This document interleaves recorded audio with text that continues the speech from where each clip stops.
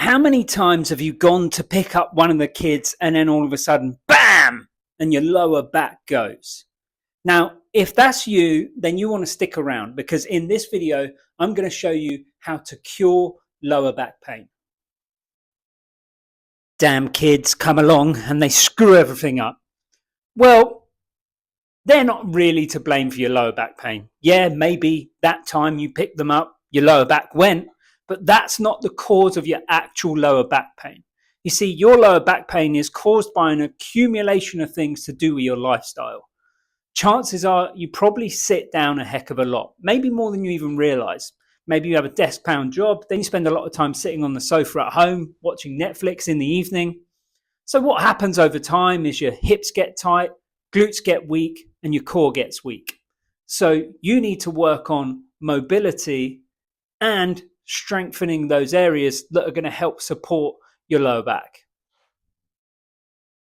First of all, let's work on getting your hips loosened up, because tight hips means a tight and stiff, immobile lower back, and that can be a huge factor to your lower back pain. Now, first of all, what we're going to start off with is stretching and loosening up your hips. And what we're going to do is we're going to have my twin brother here running through the exercises for you. So you're going to start probably up against a wall or a box is probably the easiest place to start, placing one foot on the wall and then crossing over one leg and just scooting your bum towards the wall until you create a right angle with that leg that's on the wall. And then from there, you can just apply as much pressure as you feel comfortable, stretching through that hip on your knee and just pushing it away from you, holding it there for 20, 30 seconds, and then switching over to the other side. Then next up, what we're going to come into is stretching your hip flexors, because if you do an awful lot of sitting down, then your hip flexors are going to get really tight. And if they get really tight, they get really short, and then that pulls your pelvis forward, and then that puts your back into a compromised position. So what we're going to do here is coming down onto one knee and creating a right angle with your front and your back leg. Then you're going to drive your hip and your pelvis forward and just lean forward slightly into that front knee. Then gradually over time, as that gets a bit easier, you can come by a wall again and you can place your rear foot up onto the wall, just being able to increase that stretch through that hip flexor. And next up, what we're going to start doing is focusing on trying to strengthen your glutes, because if you're sitting down all day long on your bum, they're going to become weak, and that has an impact on supporting your lower back.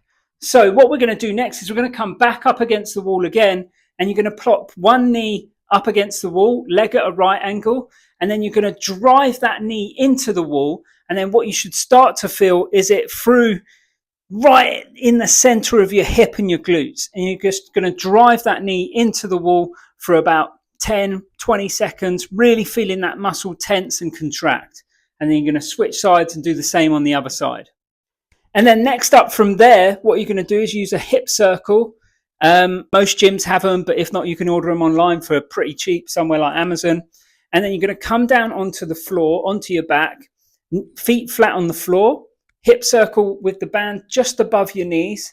And then you're going to force your knees out and drive your hips up towards the ceiling, really squeezing your bum at the top, holding it for a few seconds.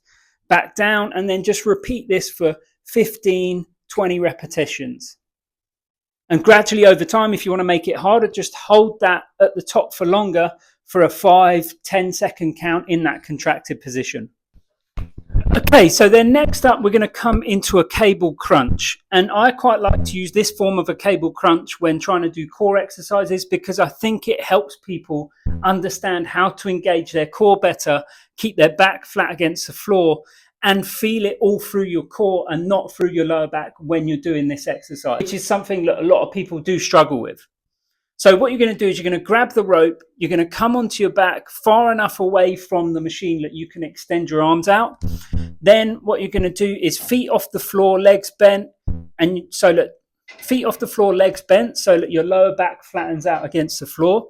And then you're going to focus on crunching your chest up. And as you do that, the rope comes forward. So you're not pulling the rope forward with your arms, but you're crunching your chest.